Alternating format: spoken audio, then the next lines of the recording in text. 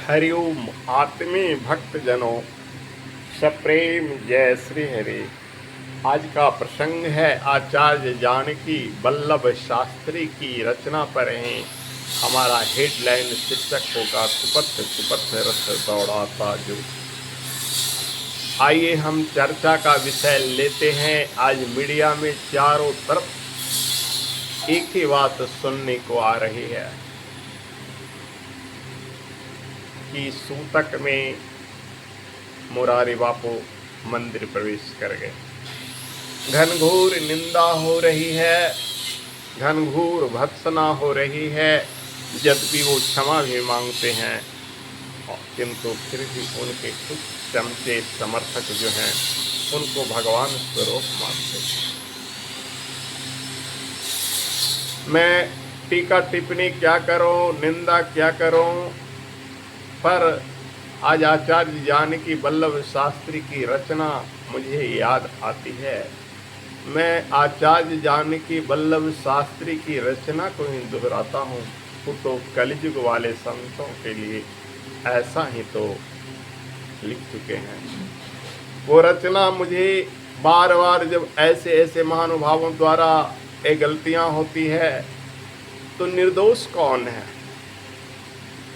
सच पूछिए तो कहीं भी निर्दोष कौन है? दोष किसमें नहीं है। और खास करके मानवों में तो दोष, निर्दोष होना, निष्कलंक होना असंभव है। कुपथ कुपथ रथ दौड़ाता जो पथ निर्देशक वो है। बड़ा मार्मिक कविता है, बड़ा ही मर्म स्पर्शी कविता है। ये गुरु, ये महात्मा, ये संत जो दूसरों को रास्ता देते हैं खुद भूल करते हैं। तो शायद आचार्य जानकी वल्लभ शास्त्री दूरदर्शी व्यक्ति थे जो रचना किए। कुपथ कुपथ रथ दौड़ाता जो पथ निर्देशक हुआ है। ये क्या है? राम कथा कहने वाले लोगों को राम कथा सुनाने वाले पथ निर्देशक ही तो हैं। दूसरों को निर्देश खुद भूल जाते हैं कि सूतक में हमें मंदिर नहीं जाना चाहिए। कौन नहीं जानता कि जन्ना शौच और मरना शौच हर किसी को लगता है, और जो गृहस्थ है उसे तो खास करके लगता है। जो घर द्वार त्याग दिया है, पूर्ण रूपेण से परिवार से अलग है, उसकी तो बात मत करो, किंतु माता पिता गुरु का तो मृत्यु का सूतक उसे भी लगता है। आप चाहे किसी जगह रहो, लेकिन माता पिता और गुरु आपके लिए सर्वेश्वर हैं, परमेश्वर हैं, उनका सूतक लगना तो जरूरी है। यहाँ इनके साथ पत्नी की सूतक, तो पत्नी अर्धांगिनी है, 7 फेरों से ब्याह कर लाई जाती है, तो उनका कर्म करने का भी तो संस्कार पति को ही होता है। मैं निंदा करने के लिए उपस्थित नहीं हुआ। जहाँ कोई किसी की निंदा करता है मैं वहाँ से कोसों दूर हो जाता हूँ। आसपास निंदा करने वालों व्यक्तियों पर मुझे काफ़ी क्रोध आती है, क्योंकि निंदा एक ऐसी बुरी बला है कि खुद तो पाप करता ही है, हम उसके पाप को क्यों लें? क्योंकि हर व्यक्ति जो गलती करता है, अगर हम उसकी निंदा करते हैं तो उसके पाप का कुछ अंश के भागी हम ही होते हैं। तो समाज में कभी भी ऐसे लोगों की निंदा नहीं करना चाहिए, उसे खुद पाप भोगने के लिए छोड़ देना चाहिए। बहुत सारे लोग हैं जिनको निंदा में रस मिलता है। अरे अगर वो गलती किया है बाबू, तो उसको खुद दंड मिलेगा, चाहे ईश्वर से मिले या जैसे भी मिले। जो मानव गलती कर चुका है उसे दंड मिलना है। भगवान भी उससे न बचे तो फिर मनुष्य कैसे बचेगा? भगवान राम ने बाली को छुप कर मारा, तो कृष्ण अवतार में वही वाली उनको भी मारा। भगवान विष्णु रूप में भी नारद को पत्नी की इच्छा पूरी नहीं किए, तो विष्णु को अगले अवतार में राम रूप में पत्नी मिलकर ही पत्नी का सुख नहीं मिला। कुछ दिन तो रावण के कैद में रही, और कुछ दिन लोगों के सामने अग्नि परीक्षा लेकर भी उसे निकाल दिया गया। वाल्मीकि आश्रम। तुम मनुष्य की निंदा करते हो, मैं तो भगवान में भी दोष नजर आता है। जब भगवान श्री राम, जिनकी मैं पूजा करता हूँ, जिनकी मैं अर्चना करता हूँ, जिस मानस का गान करता हूँ, मैं स्वयं कहाँ औरों की बात मैं नहीं करता हूँ। मुझे भगवान राम जैसे महापुरुष में बस एक ही शिकायत आती है, एक ही दोष नजर आता है, वो यह कि जब आपने लाखों करोड़ों वानरों, मनुष्यों, राक्षसों के सामने और देवताओं के सामने भगवती सीता की अग्नि परीक्षा आपने ली, और उसके बाद सिर्फ एक धोबी के कहने पर आपने माता सीता को निकाल दिया। यह दोष नहीं तो क्या। इसे झाँपने के लिए कुछ साहित्यकार ने, कुछ रचनाकार भले कह दें कि वो जनता की इच्छा रखने के लिए। अरे जनता क्या, सिर्फ एक धोबी ही जनता थी, हजारों करोड़ों वानर जनता नहीं थी, और राक्षस जनता नहीं थी, वो देवता जनता नहीं थी, जिनके आगे माता सीता की अग्नि परीक्षा हुई। और अग्नि परीक्षा में जब सीता खरी खोटी एकदम पवित्र निकली, तो फिर आप उसे क्यों बोली। तो जब भगवान राम में भी दोष नजर आता है, तो ये मानव क्या, किसमें दोष नहीं। और खास करके बापू टाइटल वाले आदमी में तो, जिसे राष्ट्र पिता महात्मा गांधी कहा जाता है, माफ करना, उनमें भी एक दोष मुझे नजर आता है, देश की बंटवारा का। शायद नाथूराम गौडसे को यही नहीं सहा गया तो मार दिया। इस हिंदुस्तान को चक्रवर्ती विश्वगुरु बनाने में कितने राजाओं ने, कितने सैनिकों का बलिदान दे दिया, दिग्विजय किया, और गांधी जी ने देश को आज़ाद करा के दो हिस्से में बांट दिया। ये दोष नहीं तो क्या। दूसरे बापू पर चलो, आसाराम बापू 80 वर्ष की उम्र में विश्वास तो मुझे नहीं होता, जहाँ इंद्रियां शिथिल हो जाती है वहाँ उनके ऊपर वो दोषारोपण। शायद मैं भी कभी कभी समझता हूँ कि कांग्रेसियों का हाथ है, कभी उन्हें फंसाया गया है। लेकिन अगर वो सत्य है तो दूसरे नंबर के बापू दोषी, और तीसरे नंबर के बापू मोरारजी बापू इसलिए दोषी कि हर कोई जानता है कि सूतक में मूर्ति का स्पर्श नहीं करना चाहिए, और आपने कर दिया। सूतक में व्यास गद्दी पर नहीं बैठना चाहिए, आप बैठ गया। तो तीसरे नंबर का बापू दोषी। दोषी कौन नहीं है। मुझ में भी कुछ दोष हो सकती है भाई। तो मुझ में एक दोष आता है, बात बात पर क्रोध आते हैं, मैं भी अपना दोष बताता हूँ। किसी की कोई गलती सही नहीं जाती है। अब चलिए कुछ और दोष। आज नर और नारी का समान अधिकार मिला हुआ है, सब व्यास गद्दी पर बैठती हैं। हम तो खुद गायत्री परिवार के हैं। गायत्री परिवार में नर नारी एक समान, मान मत एक समान, जाति वंश एक समान, गुरु जी का उपदेश है। लेकिन वो महिलाएं जो रजस्वला हो जाती है, जिन्हें देव स्पर्श करने का विधान नहीं है, जो पूजा करने से वर्जित हैं, वे व्यासपीठ पर बैठ जाती हैं। किस लिए बैठ जाती हैं?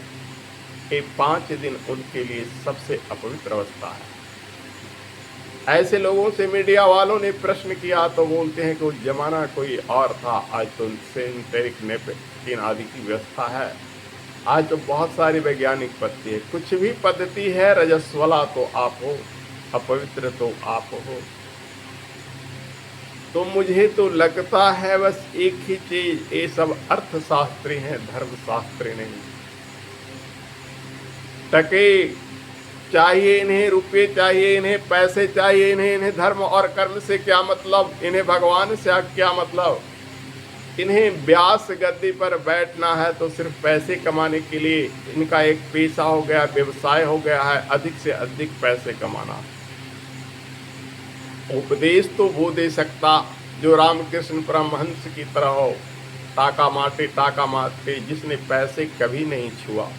और एक दिन गलती से नरेंद्र यानी स्वामी विवेकानंद ने उनके बिस्तरा में पैसे रख दिया तो उनके शरीर में नोचनी होने लगा, उनके शरीर में अकबकी होने लगा, रात भर नींद नहीं आई। नरेंद्र छुप कर देख रहे थे। बाद में जब पैसे और सिक्के हटाए तब उन्हें नींद आई। तो ऐसे महापुरुष मिलते कहाँ हैं?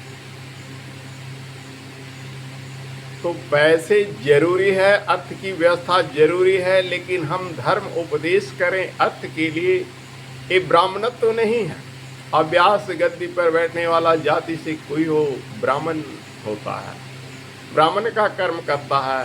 तो ब्राह्मण तो वो होता है जो अपनी वाणी को बेचता नहीं, पैसे के लिए व्यापार नहीं करता है। ब्राह्मण तो वो होता है जिसे 5 रुपया भी दे दो तो भी प्रसन्न रहे, 5 करोड़ भी दे दो तो भी प्रसन्न, उसमें अधिक की लोभ लालच नहीं हो। ब्राह्मण की वो परिभाषा है। कुछ देने के बदले कुछ लेना तो व्यवसाय हो गया, ये वैश्यों की परिभाषा है भाई। ये ब्राह्मणत्व नहीं है, ये तो वैश्य हो गए, ये तीसरे वर्ण के लोग हो गए। पहले वर्ण वाले ब्राह्मण, दूसरे वर्ण वाले क्षत्रिय, तीसरे वर्ण वाले वैश्य जो व्यापार करते हैं, फिर वो ब्राह्मण कहाँ, और चौथे वर्ण वाले शूद्र। अगर वर्ण व्यवस्था में आए तो शूद्रों का काम सेवा। अगर ब्राह्मण किसी की टहल करता है, सेवा करता है, जी हुजूरी करता है, तो ब्राह्मण ब्राह्मण नहीं, वो भी तो शूद्र ही है। ये जाति कर्म से बना है और कर्म पर आइए। तो जो भी व्यास गद्दी पर बैठने के बाद अधिकारी हैं वो ब्राह्मण है। जाति वाले ब्राह्मण की बात मैं नहीं कर रहा हूँ, लेकिन कर्म वाले ब्राह्मण ये सोचे कि उन्हें पैसे के लिए नहीं करना है, और फिर पैसे के लिए अगर करना है तो फिर आज मैं पढ़ के सुनाता हूँ कविता आचार्य जानकी वल्लभ शास्त्री जी, जिन्होंने लिख दिया है। कुपथ कुपथ रथ दौड़ाता जो पथ निर्देशक वह है। जरा ध्यान से सुनिए, आज वही पथ निर्देशक हैं, वही आज वही मंच संभाल रहे हैं। कुपथ कुपथ रथ दौड़ाता जो पथ निर्देशक वह है। लाज लजाती जिसकी कृति से धृति उपदेश वह है। लाज लजाती जिसकी कृति से धृति उपदेश वह है। मूर्त दम्भ गढ़ने उठता है शील विनय परिभाषा। मूर्त दम्भ गढ़ने उठता है शील विनय परिभाषा। मृत्यु रक्त मुख से देता जन्म का जीवन की आशा।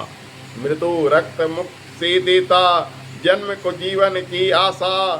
जनता धरती पर बैठी है नभ में मंच खड़ा है। जनता धरती पर बैठी है नभ में मंच खड़ा है। जो जितना है दूर मही से उतना ही बड़ा है। जो जितना है दूर मही से उतना वही बड़ा है। यानी मही अर्थात धरती से जो जितना दूर है वही बड़ा है। लेकिन इसकी सबसे हृदय स्पर्शी, मर्म स्पर्शी सेंटेंस वो वाक्य आज के संतों या नेताओं को देखिए, ये दोनों रास्ते दिखाने वाले हैं, लेकिन ये दोनों वही हैं। कुपथ कुपथ रथ दौड़ाता, कुपथ कुपथ रथ दौड़ाता जो पथ निर्देशक वह है। बस इन्हीं बातों के साथ आज वाणी का विराम यहीं देता हूँ। मेरी वाणी कैसी आपको ये लगी, टीका टिप्पणी में ज़रूर बताइएगा, कमेंट्स में ज़रूर बताइएगा। मैं मुरारी बापू के ऊपर वीडियो ही नहीं बना रहा हूँ, मैं तो यह बना रहा हूँ कि दोषी कौन नहीं है, निर्दोष कौन है, निष्कलंक कौन है। हमें तो भगवान में भी दोष नजर आता है, जबकि मैं भगवान का भी उपासक हूँ। जब मनुष्य से भूल होती है तो भगवान से भूल होती है, तो फिर मनुष्य से भूल क्यों नहीं होती। लेकिन भूल संवारने की कोशिश करें, जानबूझ के करने की कोशिश न करें। हो गई हो तो सुधर जाए, क्योंकि सुबह का भूला अगर शाम को घर लौटता है तो भूला नहीं जाता। अगर आपसे भूल हो गई, आपको कोई इंगित करता है और सचमुच वो गलती है, तो मानने को तैयार हो जाए, लड़ने को तैयार ना हो। बस ये अच्छे व्यक्तियों का काम है, ये सज्जनों का काम है।